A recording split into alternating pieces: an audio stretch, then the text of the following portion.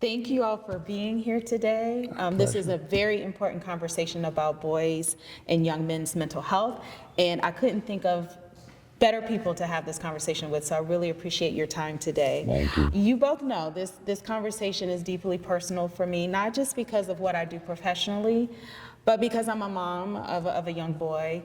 I'm a life partner of a man. There are many men, young men in my life who I care about deeply. And so I really thought that it was fitting, not only because what we're seeing in terms of mental health declines among boys and young men lately, but just because it is just really an important issue that we must talk about today. I'll start out by introducing myself.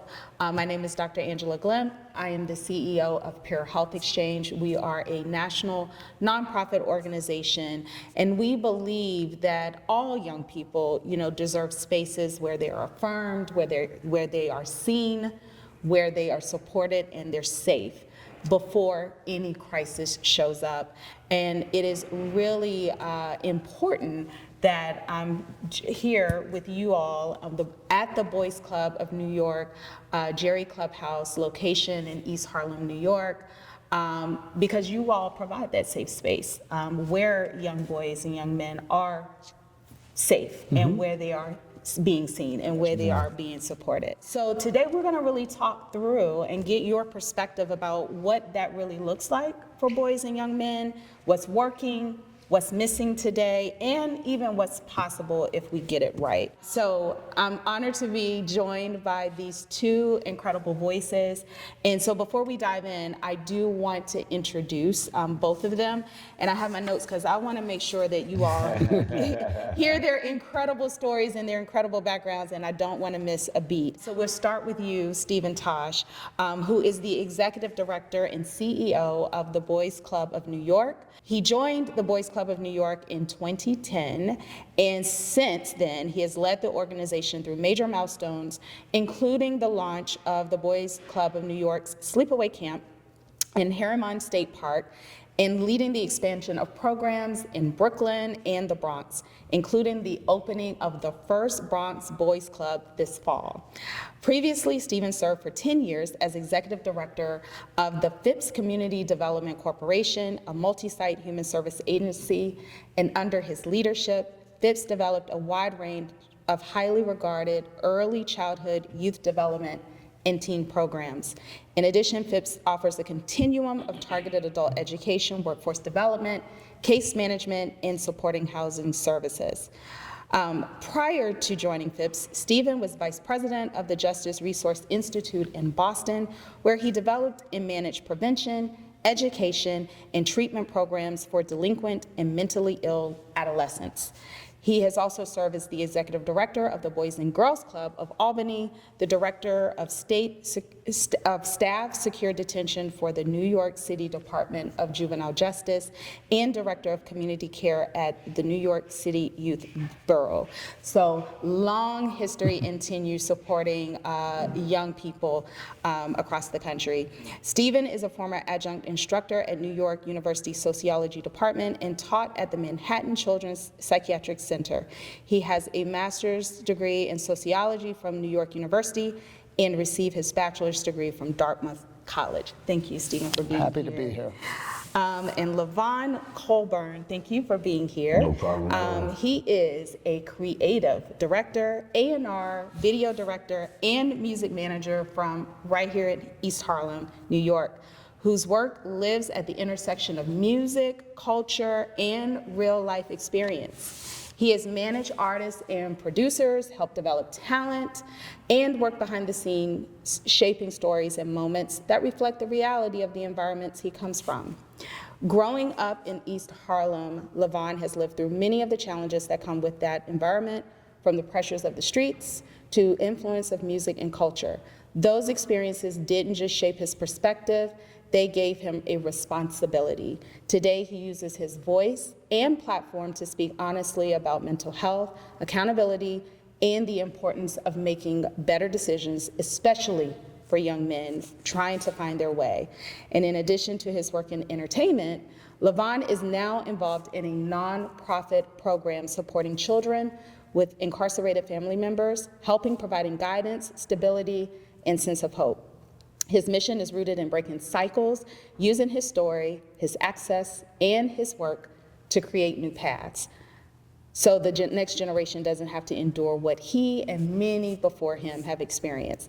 Levon brings a raw, unfiltered, and solution-driven perspective to every space he enters, with a focus on growth, healing, and building something really that lasts. So thank you again. Thank you. All right, so let's jump in. To ground us, I want to start with purpose, because both of you have dedicated your lives to showing up for young men. So Stephen, I want to start with you. From Boys Club New York and beyond, what do you aim to accomplish through your work in young men's mental health? Well, I think the thing about mental health, it's derived from how young men are treated, what their opportunities are, how we engage with them. So it's a result of that. So if we do our work properly at the Boys Club, we treat them with respect, we open opportunities for them, and we listen to what they need and what they want, and when they are struggling, we respond. So we think that having a Boys Club that appeals to their needs, meets their needs, creates those kind of exciting opportunities that boys in this community might not have, that will result in positive mental health. And then the other thing, which I know we'll talk about, is looking out for each other, and that's the real key. And and Levon can talk about that, because he was here, but that's what we need to do. The notion of brotherhood is what we talk about all the time, and that's where that collective resilience, that collective mental health really happens. Awesome. Well, Levon, as Stephen mentioned, this is sort of a homecoming event for you, because you were a young boy at one time, and you often came to this very same location to find that sort of collective resilience and support. So just really curious, how does that resonate with what Stephen said, with your experience as someone who lived this? So I could agree with it 100%, right? It's all about creating spaces. Right, spaces where these kids can come, where they can be themselves, where they can shed the conditioning that comes from outside, right? Because it starts outside, it starts in, the home, and a lot of times in the environment, a lot of the people that take space in this environment are products of it, right? And if you pay attention to what goes on in the environment, sometimes, we don't want to focus on the bad, but we have to be honest, right? It has influence. It has influence on the kids. It has influence on the parents. It has influence on the people that work with the kids in the neighborhood. So it's just like creating a space for them where they can come somewhere and actually let their guard down, to be vulnerable enough to receive the information that will, help them with their next steps and elevating their mindset, right? Because it starts in the mind with planting seeds, and a lot of the work that helped us in life started in the Boys Club, right? Where whether it's a trip or whether it's an experience or an activity that just shows you something different and opposite to what the conditioning is, and now you have something to combat that, right? To go against that. And, I agree with it. It's a space where that's much necessary and much needed. But honestly, we just have to continue with these spaces, because it's very, very important for the youth. Yeah, and you were touching on something which is a very important segue. So I want to get practical for a moment, because there are a lot of adults in the lives of boys and young men who care deeply about them, but they don't always know what they actually need. And so given you all's work in proximity to boys and young men, what do folks need to know about the mental health of boys and young men today? And what are their pressing needs right now? Well, I think the main thing is that most of the needs are created outside of the boys, and they're the things, good schools, safe places to play, people that will listen to them, good medical care, people that are looking out for them. Those are the things that have to happen for the boys to feel safe and to feel supported and to have good mental health. Mental health is a result of those things. And I think one of the things that was just mentioned was the space is unconditional. You join the Boys Club and you're a member of the Boys Club for life. Sure. Now, that doesn't mean you don't have to handle yourself well, that you won't get reprimanded if you go off course, but you don't lose the boys club, and that's really important because most of the young men don't have unconditional space in their life. They can be expelled from school. They have the police looking after them, even just, because they're considered dangerous, even just being on the street. And so they come to the boys club and there's a high five at the door and, they're welcome and they know that this is their place. I always used to joke that, what the people say, what's your favorite part of the boys club? I said, when I tell the boys to quit running up and down the stairs and they look at me and smile and run up and down the stairs because they're the club members, like this is their place. And they feel that, and that's that's positive mental health when you have that sense of ownership and sense of membership and sense of, brotherhood that we talk about. Yeah, awesome. And that's one of the things, that we see at our work at Pure Health Exchange. Young people, they want the resources, right? But more importantly, they're craving the relationships that you're speaking about. So it's not just about information, but it's about that connection, and could definitely feel that. That's right. Being in the Boys Club New York space. Anything, Levon, that you want to add to build on, what the need is right now? I just think like he says, safe environments. They don't want to feel like they're being evaluated, right? That's a big thing. That the kids I feel like the kids that we have in front of us nowadays are not like the kids like when I was growing up, right? We have to take into mind, we have to keep in mind, these kids were born with iPads in their hand, right? They're way ahead of schedule. So when you think you're just, doing something to just fill them out, they're 10 steps ahead of you. And once they notice that, that's when the wall gets put up, right? That's when they don't feel safe anymore. Because instead of you just receiving me and trying to work with me and be genuine with me and actually care, they're gonna know. They'll feel like, what are you doing here, right? And then they're gonna shut down, and then we want to stay away from that type of stuff, right? So just continuing to have a safe environment. Yeah. And I think that's so important what he said. That's the key word, they don't get evaluated.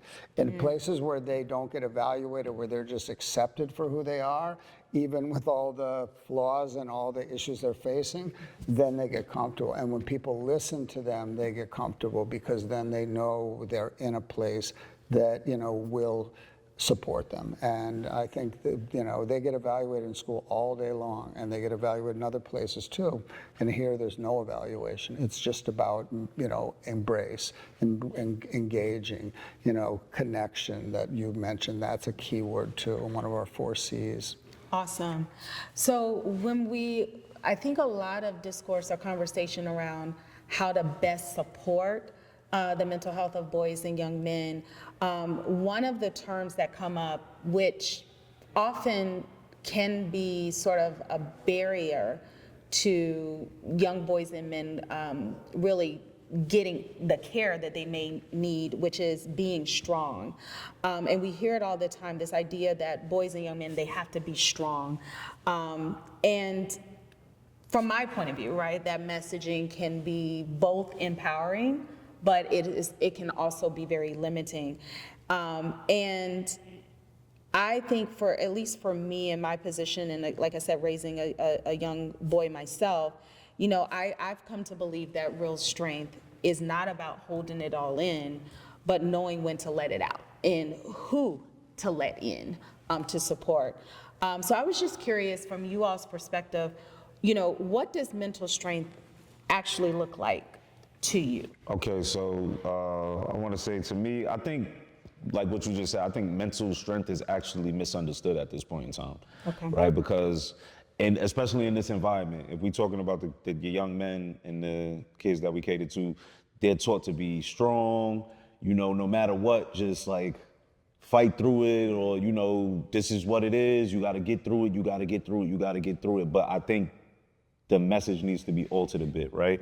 Mental strength is going through things, but not letting these things define how you move while you're going through these things, right? Me going through something doesn't mean that I have to go through it wearing my emotions on my sleeve based off of what I'm going through, right? Because that's only gonna make it worse. Think about going through the rough, I can speak from experience. I've been going through some crazy stuff while I was prior, in life I've had periods of times where it was just crazy and out of whack, but I had to stay on course a certain way in order to get through it. Right, because my grandmother passed away last April, and she would always hit me with that light at the end of the tunnel thing. There's always light at the end. There's always light there's always light. So I would always have that implanted on my mind as far as an end result, right? So no matter what I was going through, I would always go through it and understand that I have to stay on course, right? I have to just understand that this is a part of my process, not to ignore it, not to push it to the side, to deal with it to the best of my abilities and still show up for life properly, right? We cannot let what we go through determine our outcome, determine how we handle and show up. Because the biggest part of a lot is just showing up, right? No matter what you're going through, no matter who you are, the biggest part of a lot is actually just showing up. So I think that that's a big point that I would, make when it comes to that. And the one thing I would add is that we talk about resilience, we talk about strength, but when we have what I would call a team or a brotherhood or the people around that you can trust, that adds to your strength. That's where you get your strength. You can turn and you're going to get messages from those people that care about you, and you're in turn, when they're struggling, you're going to be there for them. And that's what a lot of boys, they feel lonely, they feel like no one cares about them, and when they have, it doesn't have to be the boys club, but it has to be their brotherhood, their team, and it can come from parents, from their church, from people in the community, their coaches, but peers are the best because peers are the same age, they have the exact same experiences, and they speak each other's language, and that's what's so important, because otherwise loneliness is exacerbated by not having that, and it's really minimized by having that team that said, don't worry about it, you'll be okay, you lost a game, or it's not working out right now, but just hang tight, we'll be there for you, and that's really important. Yeah, and I definitely want to echo the importance of peers, right? Because a lot of times, especially for young people, they spend most of their time around peers. So adults, listen,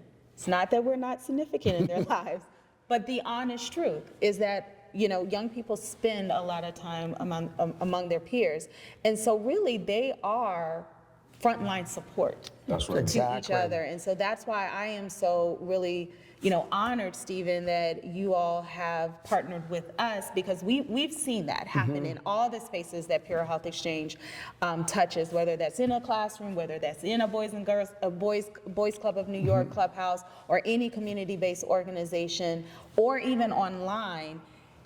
That frontline support from peers is just so valuable. It just allows young people to feel seen, to be understood, but also they feel like I can reach out to someone who gets me. And then when you arm peers with the resources on top of that to support each other, I think that is even more powerful. Levon, you spoke about, sort of a mantra that you carried that was passed down from your grandmother to help you sort of through those hard moments and to support your resilience. Anything else either of the two of you could share about your experiences around, being mentally strong or building that resilient, things that have helped and supported you along the way, whether when you were a teen or even now? Well, I think for me, it's interesting. My dad was, he was a captain in the Marines. He was a football coach. He was a rough character. He didn't, he was scary. And I responded as the way, I did, he kept me in line, which helped me, but it also made me very isolated. And I had to develop some of those things around trusting people around me, creating, a team that I, could give me advice and put me on the right track. And, and it took a long time. And that was, my dad was trying to keep me safe. He was trying to make me think that I, a lot of people were telling me how great I was at sports or about different things, calm it down. Just, there's a lot of great athletes and a lot of great people out in the world, and don't think you're, more than you are, which was helpful. But, I needed to have those people around me that I could just be myself, and that's really important. One of the things that Levon talks about, just in meeting him and talking to him about all his peers that are still his peers, Right. and the people he still counts on, and that's what really creates a safety net, because they know him from when he was younger and a kid, and they also know him as an adult, and so I think that that's one of the things that we need these people throughout our lives, and and we all play a different role in our own kids' lives, or our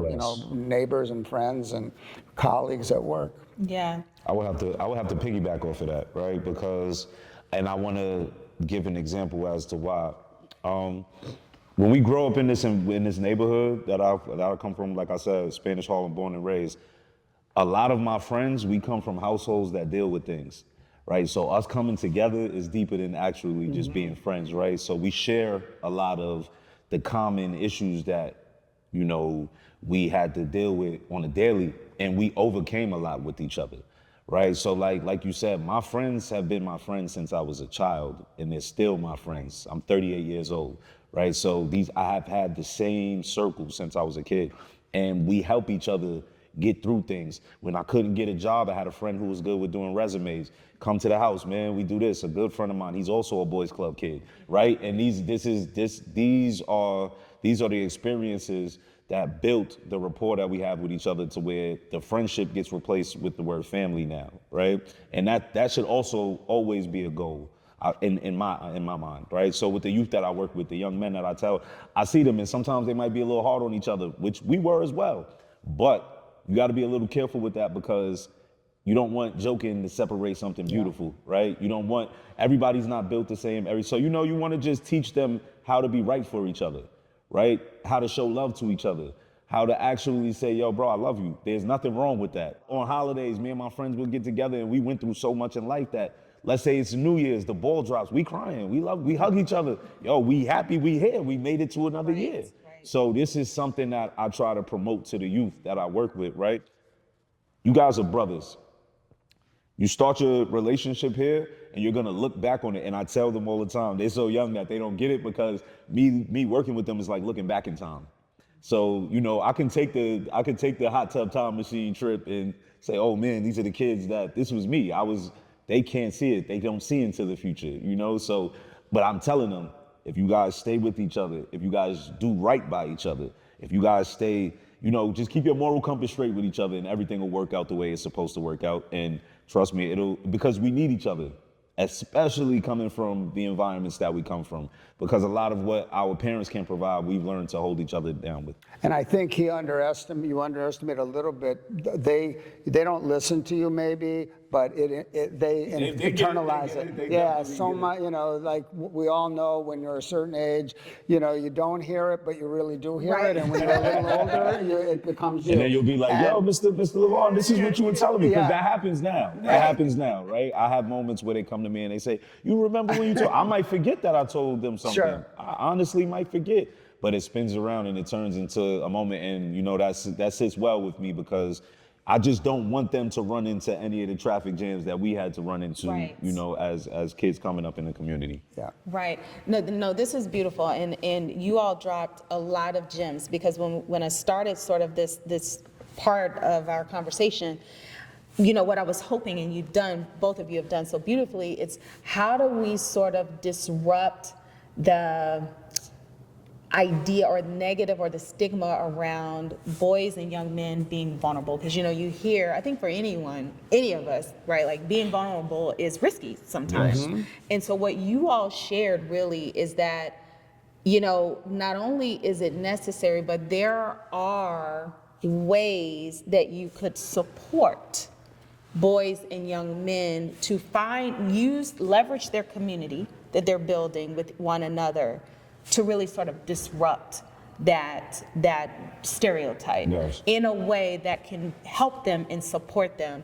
And so some of the things that I heard, just to recap, one is really invest in places and spaces for boys and young men early on, to build and strengthen those bonds in that community. Yes. Because to your point, Levon, and you're an example of this, those relationships can carry on a lifespan and be so important and protective as you grow and develop over time, right? So really start to invest in those places and spaces early on to cultivate those bonds, strengthen those bonds, in those relationships was something key that I heard. But then also support the practice of and encourage and even reinforce, positively reinforce, right? The sharing of, look, I see you. I'm here for you. You even use like, I love you, I care for you.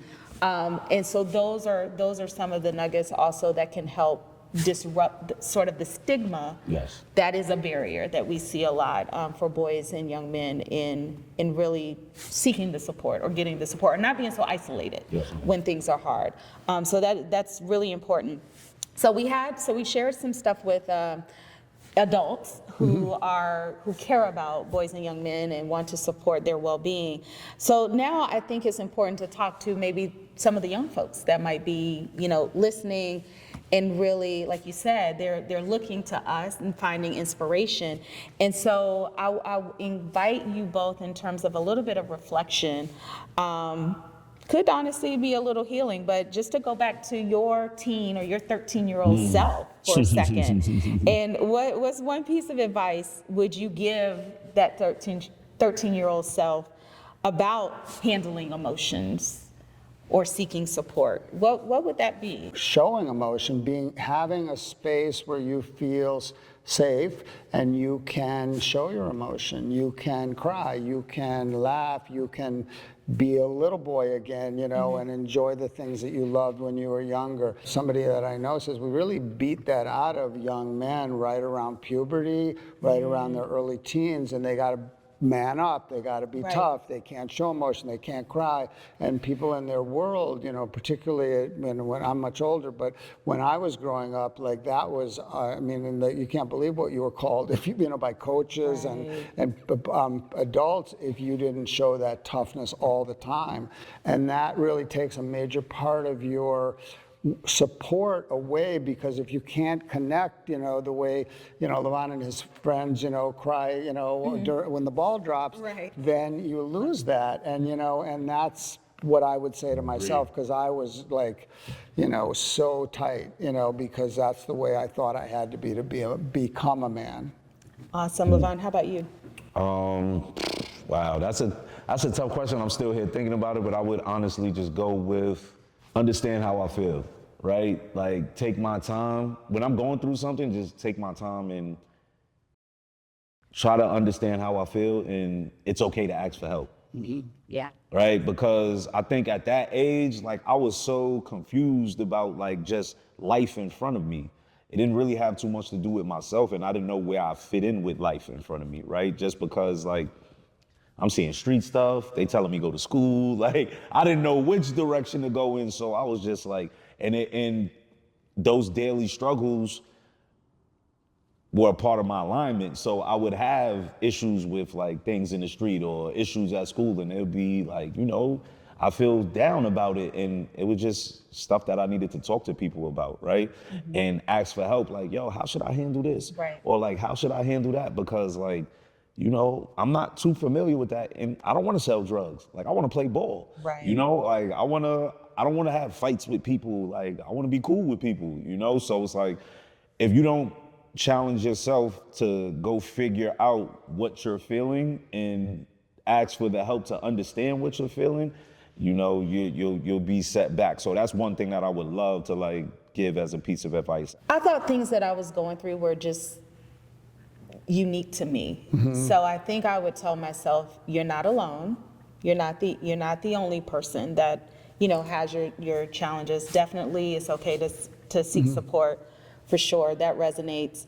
But I'm gonna take a different route, because I also remember that was a point where there was a lot of tension between myself and my parents. And I think a lot of it had to be just generational, right? Like, I just felt like parents just don't understand. Like, that was my life that I was living. Like, the Will Smith, right? They don't understand me. And I think now that I'm a parent, right? And Sometimes I don't. Like, I mean, and I think the lesson that I took from that is to be honest with my child that sometimes I don't, because it is a different experience, but I'm doing the best that I can and I want to do this together. And that wasn't necessarily the message I got from my parents, but as I look back, I do appreciate that. I do believe they were doing their best. And they may not have known how. And so now this is another part of my life work. It's like, okay, you're a parent. Let's support parents too. We support young people. That's my life's work. But we got to support the people in those young people's lives better as well. And honestly, they want that. Like, a lot of the young people that we encounter at Pure Health Exchange, they tell us that. They say, look, we want trusted adults in our lives to be with us, to best support us. But they know, they're like, yeah, there's a little bit of a gap here. But we want them in our lives, contrary to what folks believe about adolescence, right? Like, you think all teens are like, No, kids adults. love to be around us. Kids love to be around adults. They love the energy. And think about when we were kids, we wanted to be around adults. I always wanted to be around the older guys, hang out with them. Exactly. And a lot of times the adults, what I would tell adults is don't give up too quick, because a lot of times, when you talk to, but you just keep doing it. There was a boy at Boys Club for 6 years. Every day I said hello to him, and he and walked away. And then I tried to talk to him, and he'd walk away. And then he was a junior in high school, and he came up to me and he said, I just got in SUNY Del. He was in the cooking program at Boys Club. He said, I just got in SUNY Delhi for the cooking program. Nice. And then he walked away. but he obviously he wanted to leave it with me, because that's the one thing I used to ask him about. How's the cooking? You're like in the cooking program. So you have to, that's part of the game, and we all do that. And I think that's what's so, as you said, you have to be curious. You have to be willing to make yourself a little uncomfortable as an adult too, because that's when I think adults are often too timid, and that's not the way to be it. And even with your kids, it's harder because you are so close. But at Boys Club, you're close, but it's a little different. But we have to have courage to engage. That's why we get into youth work. That's why you commit to what you do and what you do. That's right. That's right. Oh, that's amazing. Okay, so we like to, before we close, we always like to leave folks with something tangible. So there's two things that I think we should leave, listeners with. One is around this resilience piece, because we know, or at least I've learned, that resilience isn't just built in one big moment. It's built in small, consistent ways. Levon, I think you said one of the things is you got to just show up is like half of the battle. So one thing I would love for you all to share, sort of what are one or a few habits or routines that you do to help you stay resilient, and then we'll also talk about resources that you find helpful for young people, for adults who are working alongside young people or supporting young people, that you also want to leave folks with. A habit, I would say sitting with yourself, right? Sometimes life moves fast, so you got to slow it down and pause it a bit, right? Because it moves so fast, you could forget about what you're carrying, right? You could forget about what you're dealing with your mental health. And that's when it becomes to feel like it's too late, or it's a lot, or it's baggage. And it's never too late. That's the one thing we want people to understand, but slow it down a bit, right? How do you slow it down? Like, is so it meditation? Slowing it down to me is just sitting with myself. I like to journal, even therapy, right? These are things when we'll jump into the resources right now. We got hopscotch back and forth, right? So therapy, journaling, these are resources that I feel like are very important for you to do on your own, right? These are things that primarily have to do with you. And like I said, a method of slowing down, I've had to do that, right? I've had a whirlwind with life. Like I said, I lost my grandmother and I actually was taking care of her for 2 years. And it was a slow decline, but I put everything on hold because I wanted to spend time with her, right? And I wanted to spend the last of what I didn't know it was the last, but this was the worst that it had ever gotten. So I knew okay, I want to make sure I'm present every day, right? If I show up every day, but within showing up every day, there were the battles of the everyday, right? So we know these are the things that we're going to come face to face with. It's how we combat these things, right? So I would say journaling, even your faith, if you believe in, the Lord or whatever you choose to go with in that route, you have a multitude of things that you could go with. But I would always say, like, slow it down first, right? Because everything is moving fast, and life is such fast paced in this day and age that, I feel like everybody's a bit out of touch just because we're not slowing it down a bit to see what it is that we're dealing with, where we need to put a bit more attention, where we need to cut back or scale back on some things. I call it a life audit, right? I hit myself with a life audit every so often. What belongs, what doesn't belong, what's up with this?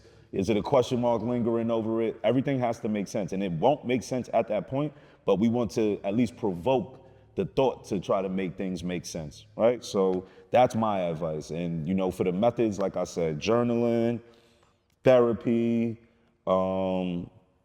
working out, exercising, and you don't have to do these things on your own, but I would encourage to start it on your own, right? Because I don't want you to become codependent on, I only do therapeutic activities when I have someone with me. I only do, because I was that guy. I'm gonna go to the gym. I'm waiting on my man. Dude don't show up for like 3 hours and the gym is over with for the day, So you never want to have someone be that in control of what you have going on, especially when it adds to your personal value and developing you as a human being, right? To become more well-rounded, because we're going to have a bunch of stuff that we got to deal with that's crazy on our own that is outside of our control. That's right. So when it comes to what we can control, let's focus on that. That's awesome. How about you, Stephen? Well, everything Levon said is perfect. I have something I've picked up more recently that's sort of a mini part of what he's saying is that situations that even this situation, when I get done with it, I will, sort of run it through my brain and, how'd it go and, how did I behave and how, what it meant to me.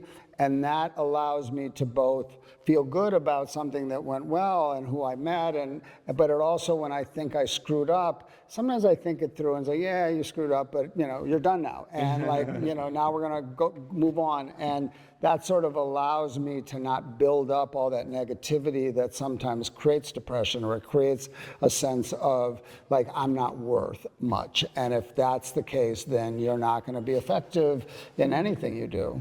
And I think that works. I do it as part of meditation, and it's not a big deal. It's really now just sort of a little habit that I do constantly. Nice. So nice. That's awesome. Yeah, I share a lot of those practices that you both have shared. I'll share one that sort of I apply in all aspects of my life, and it's a good grounding of being still reflecting on my day or what's to come, but it's also a good way for me to balance sort of optimism with something that's positive, with something that's not going so well, and then what's something that I can look forward to. So I'm not sure if you all have heard of rosebud thorn. Oh, yes, yes. Yeah, so I have a coworker that every day with the kids. Wow, I'm gonna tell him about this. Yes. This clip goes to you, Mr. Walker. This clip goes to Mr. Walker. Yes, rosebud thorn. It's something that we do at Peer Health Exchange as staff. We do it with the young people that we work with directly. And then I have also applied it in my household. So we do it at the dinner table as well. Wow. That's and then I do it, like you said, don't be codependent. So I do it alone, like whether I'm journaling or I've embraced video journaling now. Yeah, I'm Keeping into up with the time. that. Keeping up with Video how it's going. journaling. But it's a good grounding because it helps me think about there are things that are going well, and it's equally important to give attention and energy on those things. And there's a lot of stressors, right, that I certainly deal with. And it's also important to acknowledge those as well. And then the bud for me, I've been reflecting on it. That is my way to invite others in. Because it's something that I'm looking forward to. Maybe it's something that is budding, right? It might not have come to fruition. I'm letting folks who care about me know it's a way that they can support me. And a lot of times they ask, like, oh, how can I support you? But it's also something to keep me accountable to, like, there's something else emerging. And so I depend on that one a lot.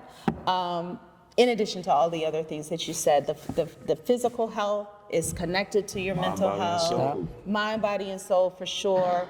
And I definitely am a person that has deep faith. And so I pray every day and meditate. And I've been, Chanel Jones on the Today Show, she named what I do. She calls it God's winks. But what it is, I always ask every day, like, show me something. Show me a sign. And so for me, asking that means I have to stay present. I have to slow down my day to observe what's the wink, right? And I hold myself accountable to write down what that wink was. So that means every day I have to, at some point I gotta stop. Yes. And I gotta listen. So I love what you said, like slow it down and find a way to hold yourself accountable to doing some of these things as well. Amen. Well, this has been so powerful. And so resources, we've all shared some. I wanna share one resource for young people out there who might be listening, or parents of young people. Peer Health Exchange, we have selfsee.org.